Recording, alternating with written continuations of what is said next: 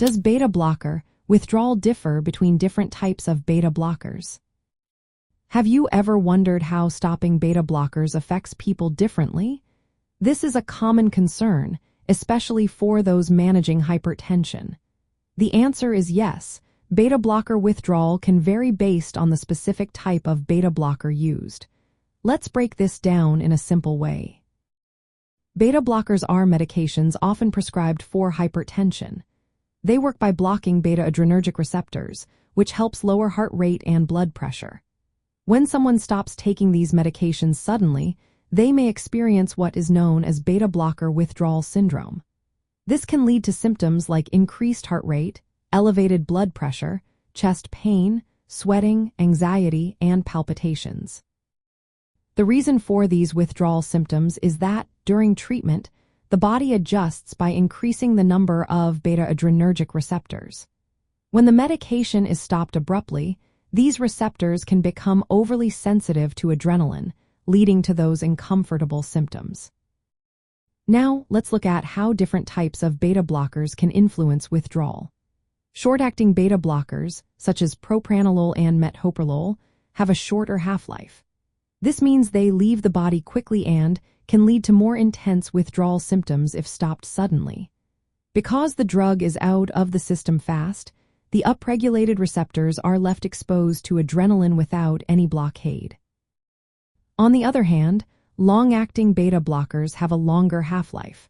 This allows for a more gradual decrease in receptor sensitivity after stopping the medication. As a result, the risk of withdrawal symptoms is lower with these medications. Additionally, there are non-selective beta blockers that block both beta-1 and beta-2 receptors, like propranolol. These may have different withdrawal effects compared to cardioselective beta blockers, which primarily target beta-1 receptors, such as metoprolol.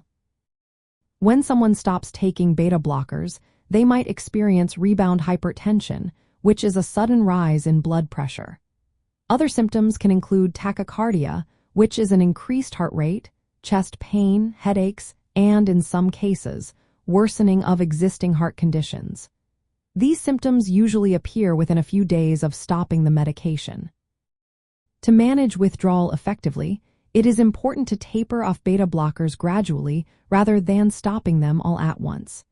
This is especially true for short-acting beta blockers.